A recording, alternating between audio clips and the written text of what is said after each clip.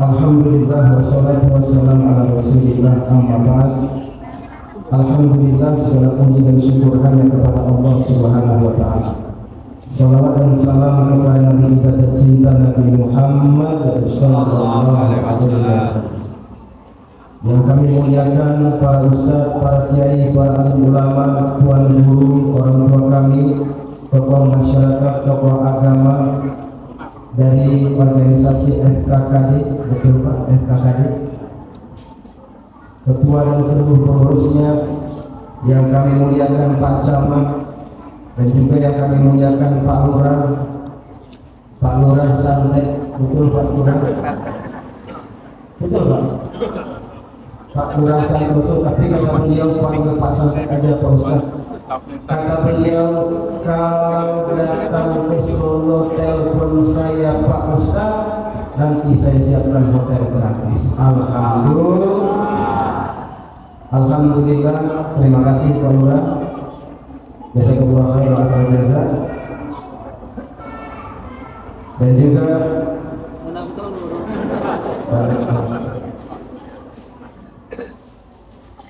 ya, dan juga para ustaz sekalian, mohon maaf tidak bisa saya sebutkan namanya satu persatu, tetapi tidak mengurangi rasa hormat saya kepada Bapak Ibu semuanya. Teriring doa saya, semoga seluruhnya diberikan kesehatan oleh Allah Subhanahu wa ta'ala. Semoga semuanya diberikan kelapangan rezeki oleh Allah Subhanahu wa ta'ala. Yang sakit segera diberikan kesembuhan, dan yang masih ada hutang semoga dilunaskan seluruh hutang-hutang. Amin ya rabbal alamin.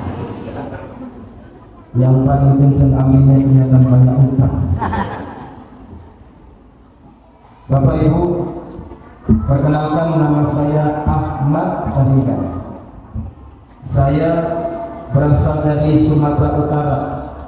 Sekarang domisilinya di Bogor, Gunung Sindur, Jawa Barat. Saya mau tanya, Bapak Ibu ada yang berasal dari Sumatera Utara? Tidak ada? Satu ya? Satu. Hanya satu saja. Kasihan kami Pak Ustaz, minoritas di sini.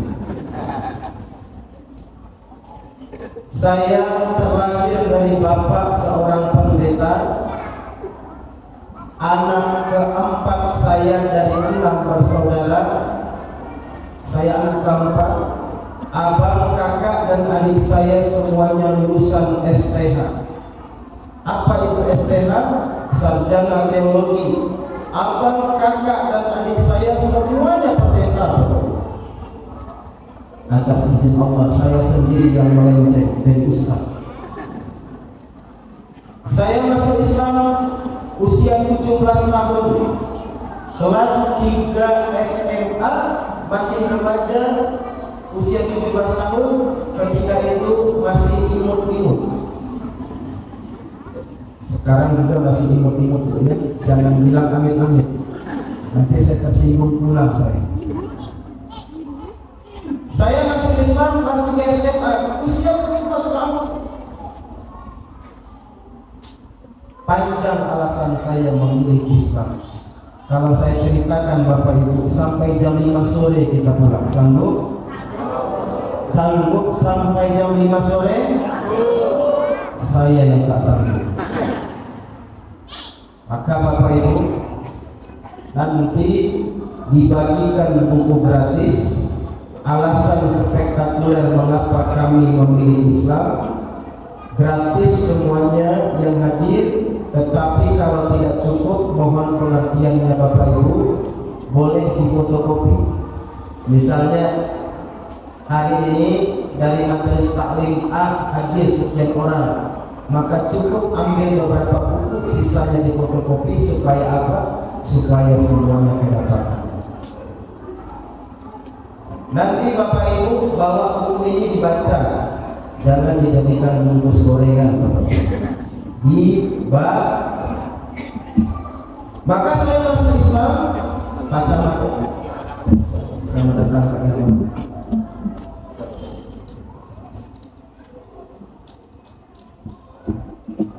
Saya masuk Islam usia 17 17 tahun, usia 17 tahun itu di Indonesia dianggap di bawah umur Bapak Ibu.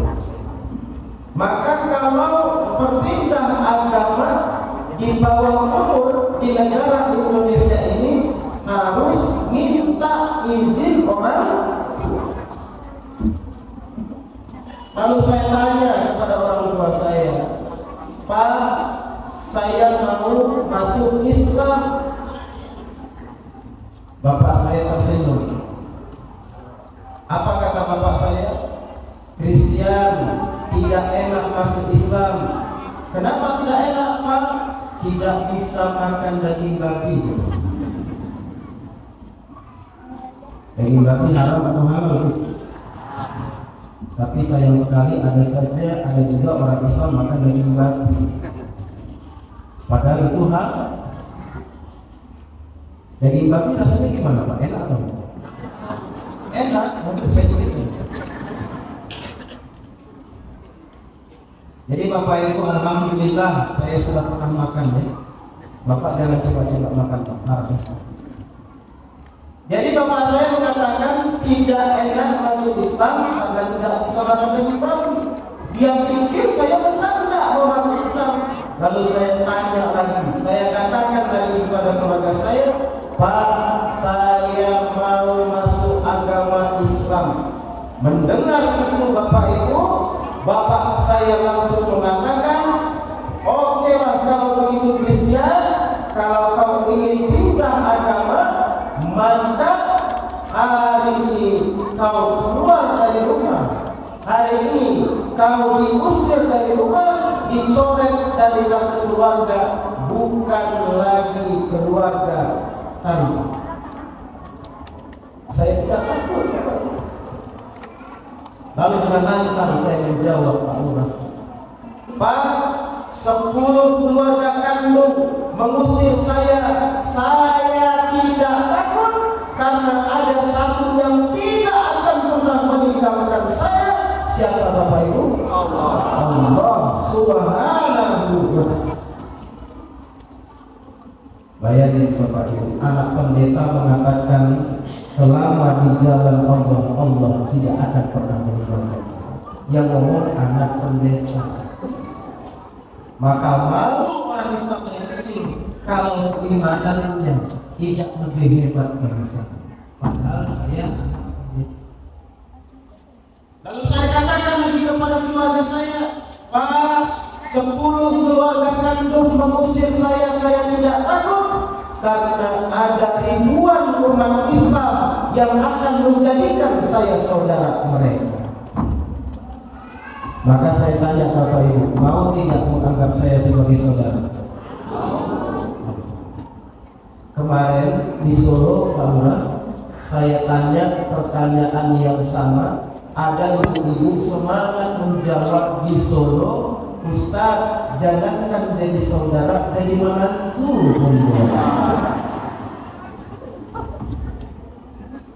Alhamdulillah Bapak Ibu, saya sudah menikah. Istri saya 2, anaknya. Kenapa Lurah? Saya tidak akan mengimbangi Pak Lurah. Pak Lurah istri berapa? 1, 2. Jadi Bapak Ibu, istri saya 1, anak saya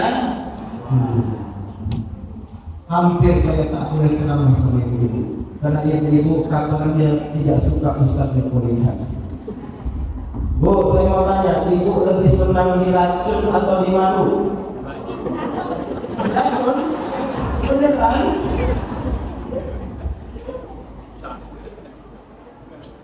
Maka saya masuk Islam usia 17 tahun Bapak Ibu. Alhamdulillah, selesai saya masuk Islam, saya masuk pesantren di Jawa Barat 1 tahun. Kemudian saya kuliah di Universitas Islam Negeri atau UI Syarif Hidayatullah Jakarta, dan alhamdulillah mendapatkan penghargaan. Ini Bapak Ibu bisa lihat Mungkin Bapak Ibu ada yang kenal beberapa ustaz di depan ini. Ustazah yang pakai jilbab hitam ini siapa namanya Bapak Ibu? Dewi. Ustazah Dewi dari Solo. Ya. Yang ini Ustaz Insan Mukogirta rahimahullah ta'ala. Yang ini Ustaz dari Papua. Siapa namanya Bapak Ibu? Fadlan. Ustaz Fadlan Garamatan. Orang itu. Nabalan, mantan pendeta. Nah, yang paling ganteng. Siapa namanya Pak? Ustaz Tarigan. Ini Ustaz dari Ustaz Felix Xiao. Ini penghargaan.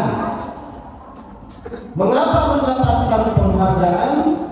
Karena kami dari DNAP.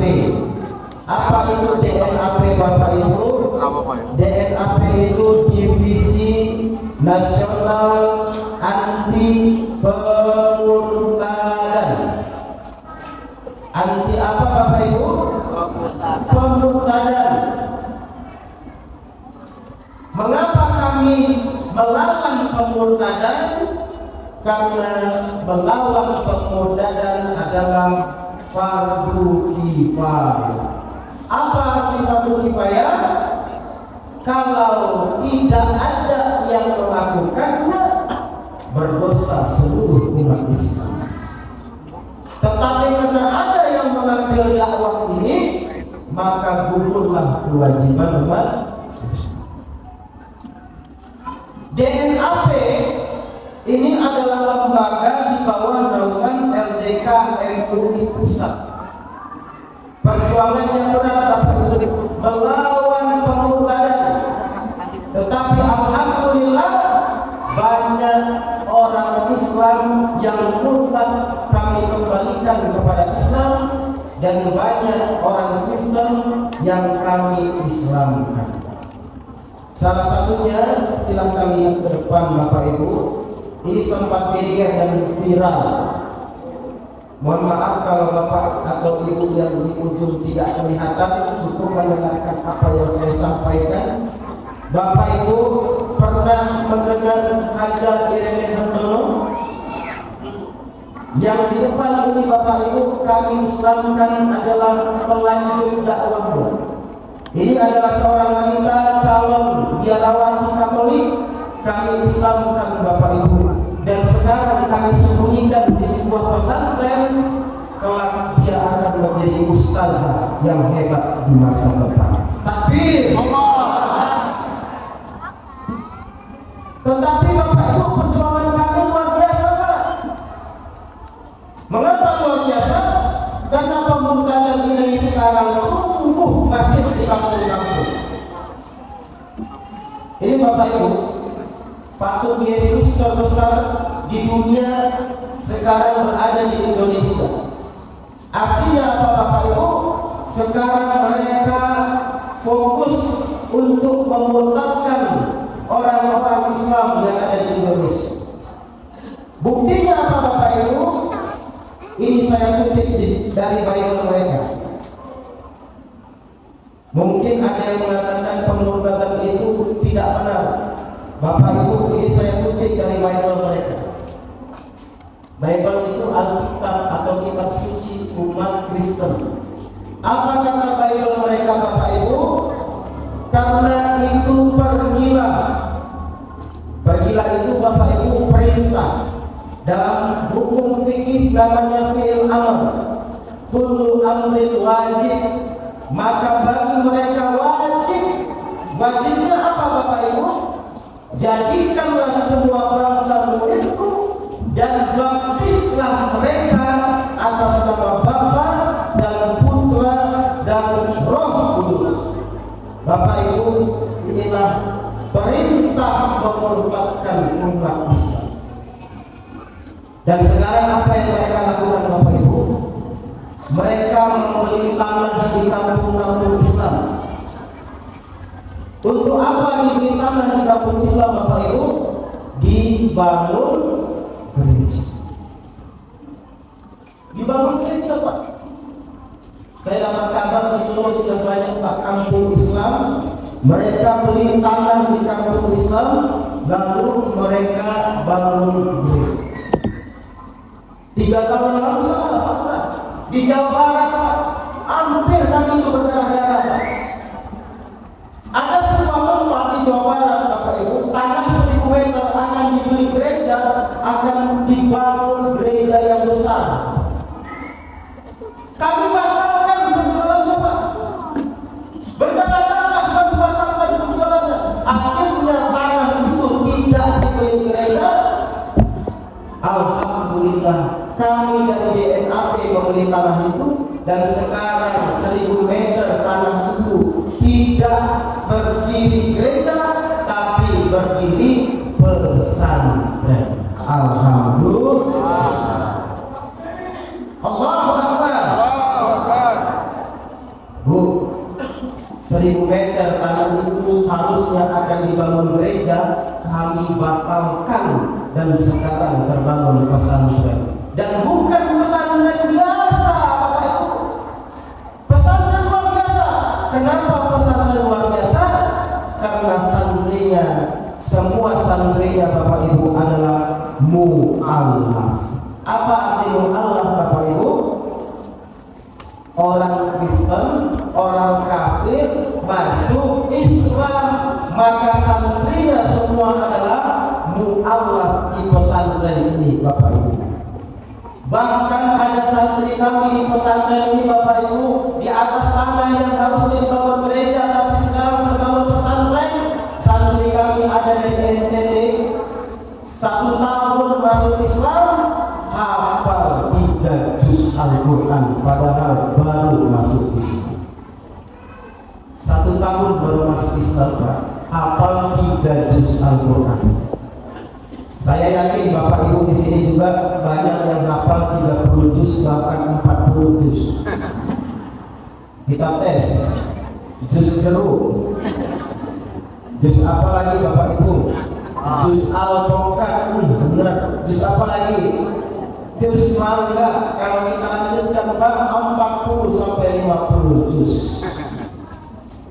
Maka malu dengan mu'allaf yang menghafal.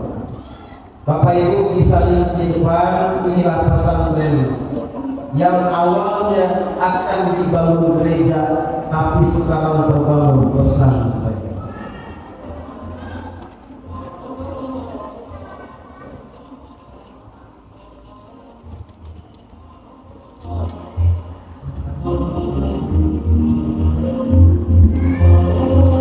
Inilah pesantren pembinaan mu'allaf.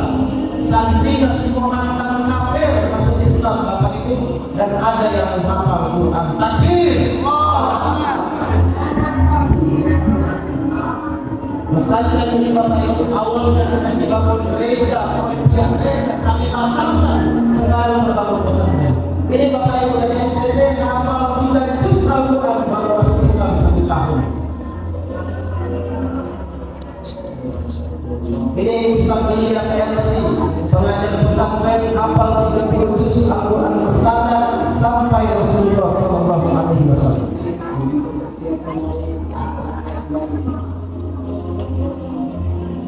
Mereka para mu'allaf semangat menghafal Quran, malu kita Islam dari kecil tidak sungguh-sungguh membaca Al-Quran. Ini Ustaz Zainal, ini Ustaz Arif Asifuan, pengurus MUI Pusat, sekaligus pengurus DNAP Divisi Nasional Anti Pembubaran.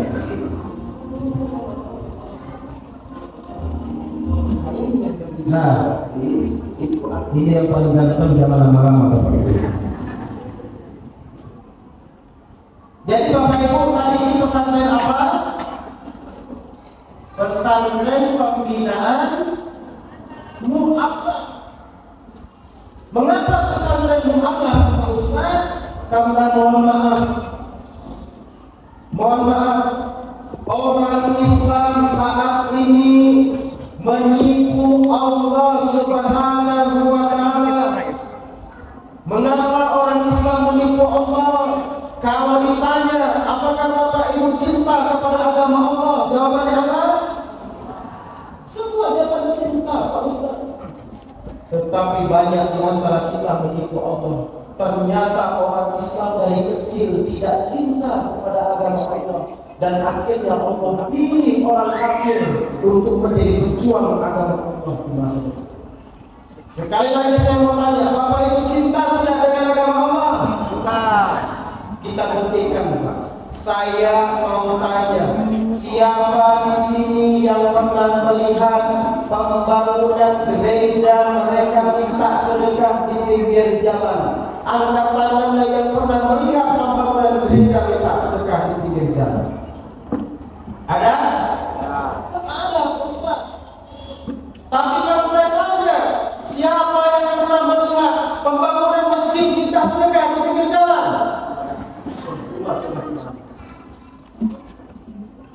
Ini bukan masalah boleh atau tidak boleh.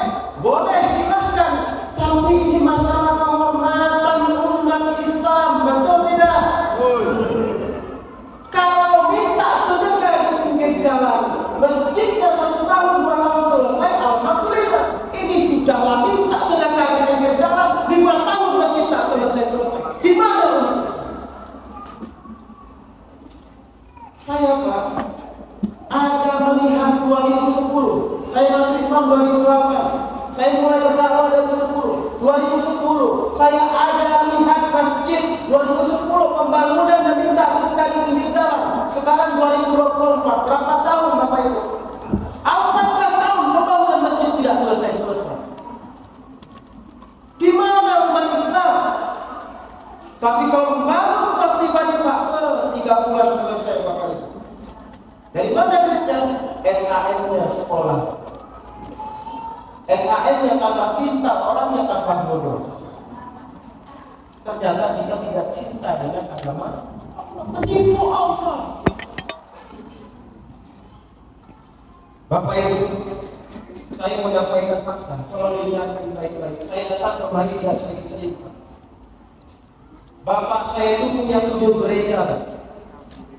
Satu gereja dibagi-bagikan kepada anak-anak itu. Harusnya saya mendapatkan 1 gereja, tapi saya melenceng ya Ustaz, tidak dapat gereja, makanya dapat masjid. Itu Pak, gereja itu paling size. 10% dari gaji jemaatnya untuk pendeta. Semakin banyak jemaatnya, semakin kaya pendeta.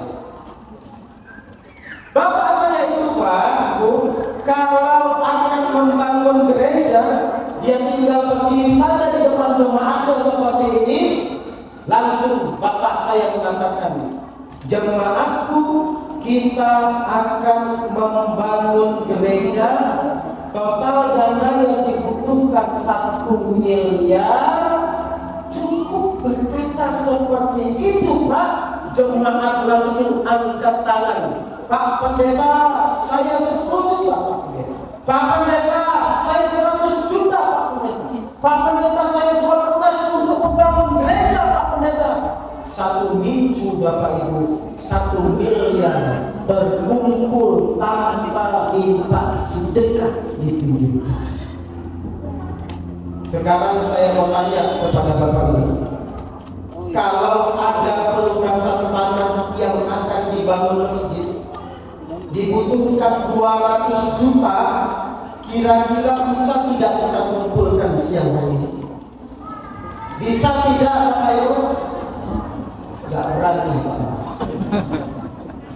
Ibu tenang, emasnya aman dulu. Kita menipu. Makanya kalau ditanya itu orang Kristen Pak, apakah mereka cinta dengan agamanya? Jawabannya bukan cinta. Berarti kan jawaban mereka bukan cinta. Apa jawaban mereka? Jangankan harta, nyawa pun saya berikan untuk agama saya. Itu. Bapak Ibu pernah dengar Saifuddin Ibrahim? Pernah dengar Saifuddin Ibrahim? Mantan ustaz. Lebih bagus mantan penjahat jadi ustaz. Walaupun kalau bisa santri jadi ustaz. Tapi ini Pak Saiful mantan ustaz. Yang kita sering bilang kan mantan penjara dari ustaz. Ini Pak mantan ustaz jadi apa? Jadi pendeta. Dia tuh ustaz. Bapak Ibu kalau bahasa Arab kalah sama dia. Bapak Ibu kalau bicara Al-Quran, baca Al-Quran, Bapak Ibu kalah sama dia. Dia ustaz Pak. Murtad jadi pendeta, sekarang namanya berganti nama menjadi Abraham bin Moses. Jadi pendeta sekarang di Amerika Pak. 30 miliar supaya dia murtad. Cash. Makanya Bapak Ibu hari ini mohon maaf, Ahmad Tarigan kalau mau kaya gampang Pak Lurah. Ahmad Tarigan kalau mau kaya gampang Pak Ustaz.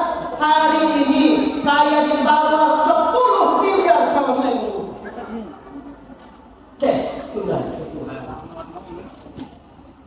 Bapak Ibu 10 miliar kalau diberikan bakso terpenuhi.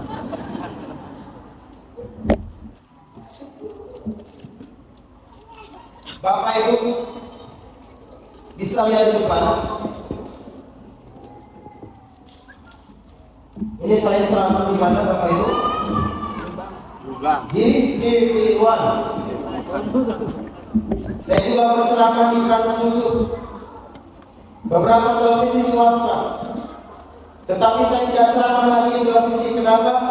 Pak Ustaz tidak boleh bilang begini, Pak Ustaz tidak boleh bilang begini. Diatur, saya tidak suka.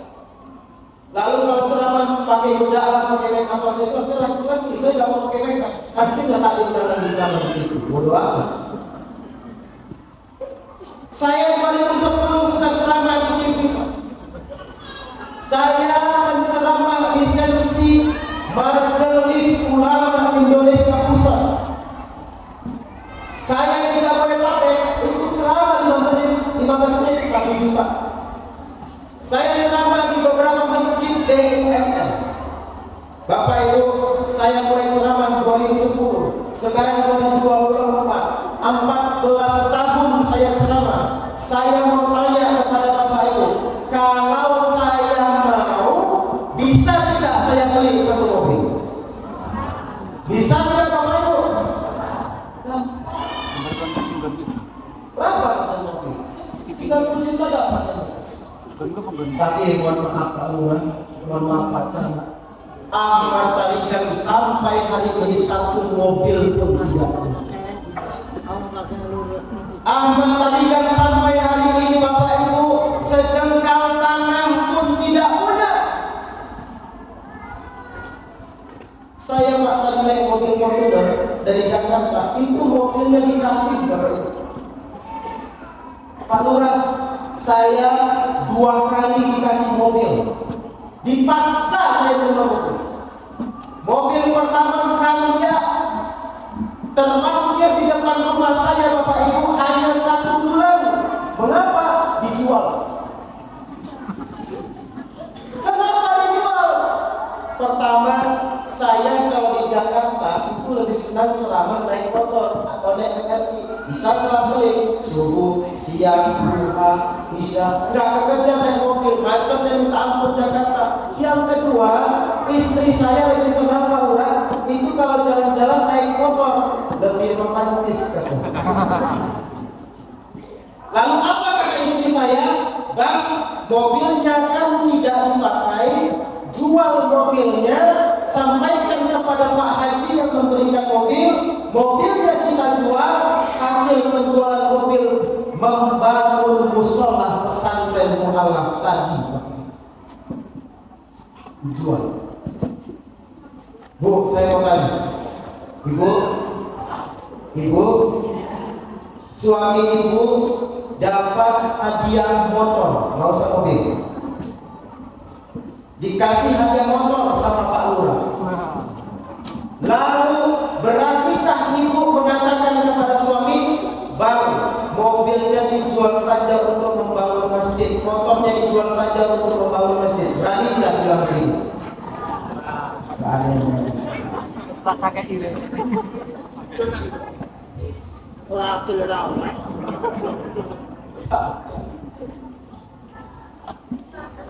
kata istri saya, Bapak Ibu? Dengarkan. Hari ini apa tadi kan satu mobil pun tak punya, Pak. Sejengkal tanah pun saya tidak punya. Kontrak saya dari itu.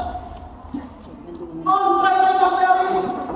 Apa kata istri saya? Baik, semakin banyak mengambil, semakin lama kita dikasih. Tapi ini bukan masalah belanja di supermarket, Bapak Ibu. Maka saya tahu kalau yang bukan Islam ini kita di dunia, tapi ketika diajak menolong agama Allah, susah kita minta. Bapak Ibu, mau didengarkan ini fakta supaya kita tertampar, Bapak Ibu. Saya mau tanya, kalau ada tanah di kampung Islam itu dibangun gereja, kira-kira kita sedih tidak, Bapak Ibu? Harus sedih, Pak. Umat Islam di sana terluka, kita harus merasakan sakit. Dan ini terjadi, Bapak Ibu, di Bekasi, Jawa Barat. Sebelum saya di sini, Pak, di Bekasi, Jawa Barat. Kadang saya ingat itu hadis, malu saya. Ada tanah di Bekasi beberapa bulan yang lalu, Pak. 100 meter saja, Pak. 100 meter luas atau tidak luas? Sedang. 100 meter tanah ini, Bapak Ibu, akan dibeli gereja. Kami dari daerah bilang, Pak Ustaz, tolong turun di kampung kami, tanah Haji Murad akan dibeli gereja 100 meter. Turun kami, Pak. Persuasif, mediasi, dibatalkan penjualan itu. Alhamdulillah batal. Tapi apa syaratnya? Kami dari DNAP harus membeli tanah itu. Syaratnya tanah itu harus dibeli, tetapi tidak harus lunas. Pembayarannya bertahap. Waktu itu tidak sampai 200 juta. Beliau mengatakan apa? Cukup dilunaskan nanti saja. Yang penting saya minta DP 100 juta. Kalau DP 100 juta tidak ada akhir bulan ini, ketika itu Pak Lurah, mohon maaf kata Pak Haji itu, tanah 100 meter ini saya jual kepada pihak gereja karena orang Islam tidak peduli, padahal ini wakaf. Kalau orang Islam tidak peduli, saya pun tidak peduli. Saya jual tanah ini kepada pihak gereja. Nanti sama-sama di hadapan Allah kita bertanggung jawab. Siapa yang tidak peduli dengan agamanya? Kami cari dana, Pak, supaya melunaskan tanah itu minimal DP. 1 bulan tak terkumpul, Pak Ustaz.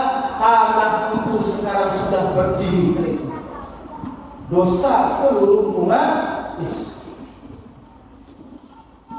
Maka Bapak Ibu yang dirahmati Allah Subhanahu wa Ta'ala, inilah yang kita katakan tadi. Kita menipu Bapak Ibu. Ada pertanyaan nih. Mohon didengarkan, siapa tahu ini bermanfaat bagi kita. Ada jamaah saya mantan pejabat. Mantan pejabat. Yang nggak mesti pejabat juga. Pokoknya jamaah saya ini tolong didengarkan baik-baik. Siapa tahu Bapak Ibu mengalami hal itu.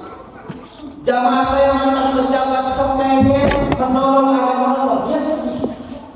Tapi dia bertanya begini, Pak Ustaz, saya ingin menolong agama Allah, tetapi harta saya harta korupsi, harta saya harta tidak halal. Bolehkah saya menolong agama Allah dengan harta tidak halal? Boleh atau tidak, Bapak Ibu? Boleh atau tidak, Bapak Ibu? Mohon maaf, kita berbeda pendapat boleh, tapi tolong dengarkan Bapak Ibu, bisa jadi ini bermanfaat bagi Bapak Ibu, terutama kalau ada keluarga yang muslim mengalami hal ini.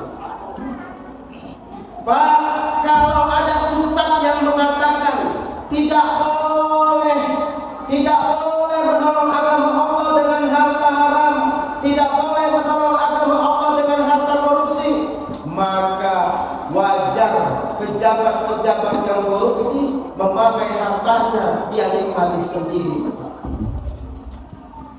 Maka saya kutip fatwa Darul Iftah. Bapak Ibu, sekarang kita melawan mereka dalam segi harta kemudahan.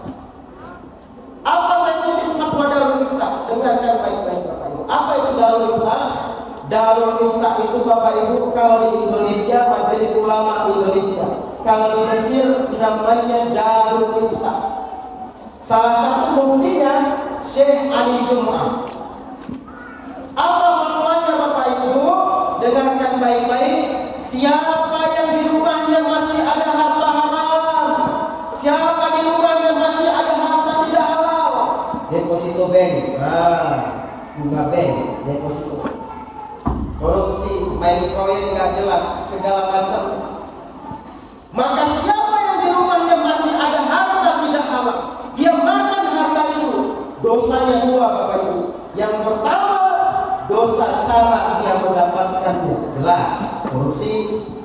Yang kedua, dosa dia makan harta itu padahal dia tahu harta itu tidak halal. Lalu apa solusinya? Fatwa Darul Ifta, pisahkan mana yang halal, pisahkan mana yang haram. Yang halal nikmati, yang halal dimakan, yang halal silahkan digunakan untuk senang-senang, yang selama tidak melanggar kaidah Islam. Tapi kalau yang haram, keluarkan semuanya Bapak Ibu. Kalau kita tahu harta itu haram, keluarkan Bapak Ibu. Untuk apa? Fatwa Darul Ifta untuk menolong agama. Tetapi perhatikan Bapak Ibu, harta haram yang kita gunakan menolong agama Allah itu boleh, tetapi jatuhnya bukan sedekah, jatuhnya bukan wakaf, jatuhnya bukan infak, bukan sedekah, tetapi jatuhnya adalah bukti kita takut kepada Allah Subhanahu. Bapak Ibu pernah dengar hadis wanita pezina dijamin surga oleh Rasulullah SAW? Pernah dengar hadis ini Bapak Ibu? Kita pernah dengar, tapi kita tidak memahaminya. Apa hadisnya Bapak Ibu? Ada seorang wanita pezina, bukan wanita solehah. Ada seorang wanita pezina, bukan wanita yang rajin sholat, wanita pezina. Apa wanita pezina itu Bapak Ibu? Kalau bahasa di sini PSK mungkin, ya kan? PSK, menjual kehormatannya demi uang, ya kan? Apakah PSK itu memakai pakaian tertutup aurat? Tidak. Kalau dia pakai tertutup aurat, nggak laku dia Pak. Bukan aurat, dosanya banyak sekali Pak. Bagaimana hadisnya Bapak Ibu? Ada wanita pezina berjalan di padang pasir yang tandus, dia kehausan, lalu dia melihat sebuah sumur. Bapak Ibu, di padang pasir yang tandus tidak ada sumur umum Bapak Ibu, yang ada sumur sudah dikampling. Makanya di padang pasir itu ada sumur Utsman bin Affan. Pernah dengar? Sumur Utsman bin Affan pernah dengar? Ada sumur Yahudi, sumur di padang pasir itu sudah ada pemiliknya Bapak Ibu. Maka wanita itu berjalan di padang pasir yang tandus, melihat sebuah sumur, bukan sumur miliknya Bapak Ibu, tapi sumur orang lain. Saking hausnya wanita ini, dia ambil air dari sumur orang lain itu Bapak Ibu. Apa status air ini Bapak Ibu? Curi. Tidak halal Pak, bukan sumur umum, nggak ada sumur umum. Samalah Bapak Ibu dengan seorang pejabat. Dia haus, kepengen punya auto, kepengen punya rumah mewah, kepengen anaknya supaya jadi dokter. Dia lihat sumur-sumur korupsi, tanda tangan 100 juta, 200 juta cair. Tetapi apakah kemudian wanita terzina ini meminum air tadi Bapak Ibu? Tidak. Kemudian Bapak Ibu, apa dalam hadisnya? Datang seekor apa Bapak Ibu? Jangan lihat ke saya. Lihat ke bawah, seekor anjing.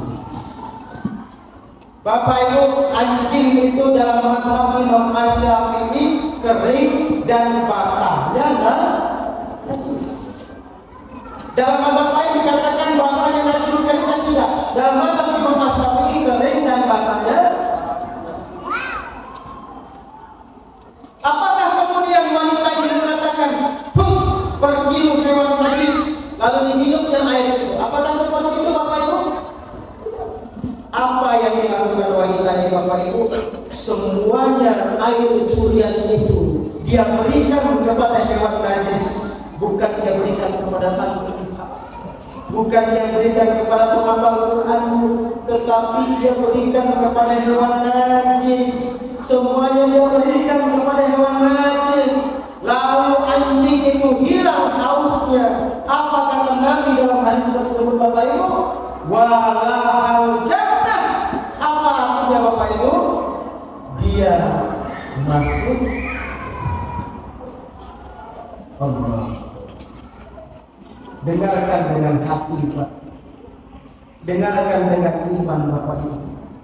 Maka mohon maaf jangan tersinggung. Kalau tersinggung dengan ceramah saya biasanya meninggal dunia Bapak Ibu. Kenapa? Yang mengenal rasa sakit hati Pak. Ngapain mengenal sakit hati kalau disampaikan kebenaran? Betul tidak? Jangan tersinggung Bapak Ibu. Maka mohon maaf Nur Sewu, kalau hari ini kita masih memegang cincin emas dari pekerjaan tidak halal, lalu kita bangga dengan cincin emas kita, masuk ke majelis taklim, assalamualaikum, padahal dari pekerjaan tidak halal. Lalu bangganya kita dengan naik mobil, padahal mobil itu dari pekerjaan tidak halal, rumah dari pekerjaan tidak halal. Kalau kita masih simpan itu, masih kita nikmati harta tidak halal itu, mohon maaf Bapak Ibu, kita lebih rendah derajatnya daripada wanita pezina yang dijamin surga oleh Rasulullah Sallallahu Alaihi Wasallam. Maka Bapak Ibu, mohon izin, mohon maaf, jamaah saya yang mantan pejabat itu menangis dia mendengarku. Langsung dia pulang, dia panggil 3 anaknya, 1 anaknya dokter, 1 pengusaha, 1 polisi, dia panggil. Lalu dia tanya satu-satu, kalian cinta kepada mama? Cinta ma? Kalian kepengen mama husnul khotimah? Kepengen ma? Maka mulai hari ini sampai mama mati, kalian akan memberikan makan mama. Siapa? Dan mulai hari ini sampai mama mati, mama tinggal di rumah kalian satu persatu. Siapa? Setelah itu Pak, besoknya ibu mantan pejabat itu menjual rumahnya, menjual mobilnya yang dia rasa dari pekerjaan tidak halal. Dia jual lalu dia bagikan ke pesantren-pesantren penolong agama Allah. Lalu dia telepon saya, Pak Ustaz, terima kasih atas penyampaiannya Pak Ustaz. Sekarang saya lebih ikhlas dan lebih siap kalau saya sekarang dijemput oleh kematian. Maka mohon maaf Bapak Ibu, saya lihat di sini semuanya tinggal 3 kali dari 4 kali lagi. Maksudnya kita semua pasti mati, betul tidak? Ada yang yakin hidup selama-lamanya? Ada yang yakin tidak akan mati? Tidak. Boleh jadi ustadznya belakangan, jamaahnya di luar. Boleh jadi jamaahnya di luar, ustadznya belakangan. Pak, yang penting kita pasti mati. Kalau ada kata tidak halal, keluarkan Pak sebelum mati. Bapak Ibu, anak pendeta yang berdiri di hadapan Bapak Ibu bukan kebetulan datang kemari. Bukan karena MKKD, bukan karena Pak Lurah, bukan karena Allah yang menghendaki agar kampung kita ini semuanya mendapatkan hidayah. Takbir. Bapak Ibu yang dirahmati Allah, nanti boleh silahkan apabila ada yang ingin bertanya. Kita waktunya panjang Pak, kurang lebih 1 jam kurang lagi, karena sampai asar. Bapak Ustaz, Bapak Ibu, saya mau bertanya, Apakah Bapak Ibu mau menolong agama Allah? 3 orang yang mau, Pak. Kemarin disebut mau. Ini 3 orang. Saya sekali tanya, apakah Bapak Ibu mau menolong agama Allah? Pak Lurah mau di sini. Saya sekedar menyampaikan pesan kebaikan. Mau, tidak. Selanjutnya nanti yang mengambil alih Ustaz Suhaib. Bapak Ibu, buktikan rasa cinta kita kepada Allah. Pak Lurah, ini last minute. Ini pertengahan November, akhir November ini kita sedang berjuang melawan kafir untuk membangun gereja di sebuah tanah di Jawa Barat. Ada sebuah kampung mayoritas Muslim, 300 meter di tanah kampung itu akan dibikin gereja. Persuasif kami mediasi sebelum ke Solo. Alhamdulillah penjualan itu ditangguhkan, bukan dibatalkan. Ditangguhkan. Pemilik tanah mengatakan begini, Pak Ustaz, dari DNAP dan MUI kalau mau tanah ini saya batalkan boleh. Tapi satu syaratnya, tanah ini silahkan beli 300 meter, bangun masjid. Bangun apa Bapak Ibu? Masjid. Maka bismillah, ini bukan sembarang masjid, ini masjid istimewa Bapak Ibu. Maka kami tetapkan nama masjidnya At-Tauhid, simbol perlawanan pemberontakan. 300 meter Bapak Ibu. Tetapi kemudian orang kafir akan beli tanah itu 500 juta, dijual kepada DNAP hanya 360 juta. Berarti per meternya 1.200.000, tetapi 300 meter. Tetapi alhamdulillahnya Bapak Ibu, karena pemilik tanah ini cinta kepada agama Allah, dia bilang begini, Pak Ustaz, selesaikan penjualannya setelah Ramadan, berarti bulan Syawal, sekitar bulan April. Alhamdulillah. Tetapi, nah ini yang berat. Tetapi Bapak Ibu, ini yang berat. Sebelum akhir November, beliau minta 50% dari 360 juta karena beliau ada kebutuhan dan beliau katakan pelunasannya boleh setelah Ramadan. Kalau 360 kali 50%, berapa Bapak Ibu? 180 juta. Kalau 180 juta tidak ada akhir November Ustaz, kata beliau. Ini berarti 15 hari lagi. Ini sudah setengah November. Kalau tidak ada 180 juta akhir November, maka beliau mengatakan penangguhan penjualan tanah ini kepada pihak gereja akan saya lanjutkan. Tanah ini saya jual kepada pihak gereja dengan harga 500 juta. Biarlah saya dan seluruh umat Islam bersaksi, siapa yang tidak cinta kepada agama. Mendengar itu Bapak Ibu, saya menangis. 180 juta dari saya, Ahmad Tarigan, dari istri saya, dari mertua saya seorang kiai di Sumatera Utara, dari anak saya masih SD, tapi yang saya ceritakan ini, ayah, abi, saya ikut berwakaf, masih SD, tolong berwakaf atas nama saya. Dari saya dan keluarga 5 juta rupiah, sehingga sisanya 175 juta lagi Pak Arun. Kalau Allah sampai hari ini 100 juta pun belum terkumpul. Maka Bapak Ibu, sekali lagi saya mau tanya, apakah Bapak Ibu mau menolong agama Allah? Maka Bapak Ibu, ini ada brosurnya.